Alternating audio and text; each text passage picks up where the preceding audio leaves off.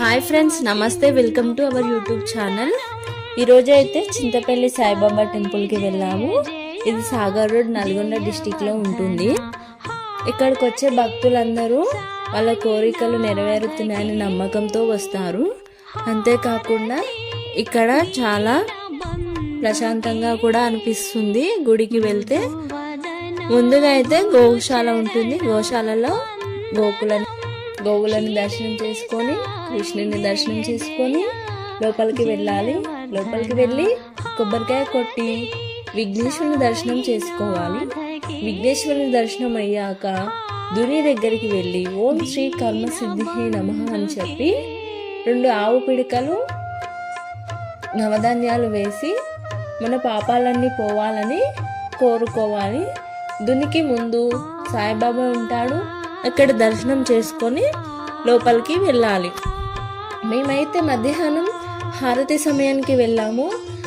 మాకైతే 1 గంట వరకు దేవుణ్ణి ప్రార్థిస్తూ మందిరంలోనే ఉండే అవకాశం వచ్చింది. నాకైతే చాలా సంతోషంగా అనిపించింది.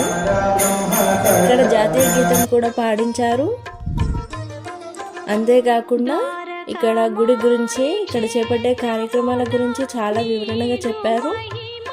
దేవుని ముందు ఉన్నటువంటి ఆరెంజ్ కలర్ జోలాలండి అవి.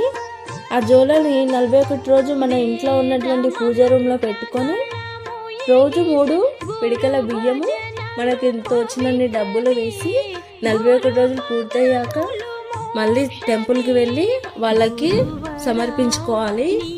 ఆ బియ్యాన్ని అన్నదానంలో వాడుకుంటారు, డబ్బులని పూజల కోసం వాడుకుంటారు. మనకి కోరికలు కూడా నెరవేరుతాయని నమ్ముతున్నారు. ఇక్కడ బయటికి వెళ్ళాక సాయిబాబా పాదాల నుంచి నీళ్లు వస్తుంటాయి.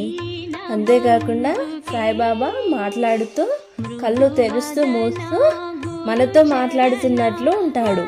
చాలా ఆనందంగా అనిపించింది. తర్వాత మధ్యాహ్న భోజనం కూడా ఉంటుందండి.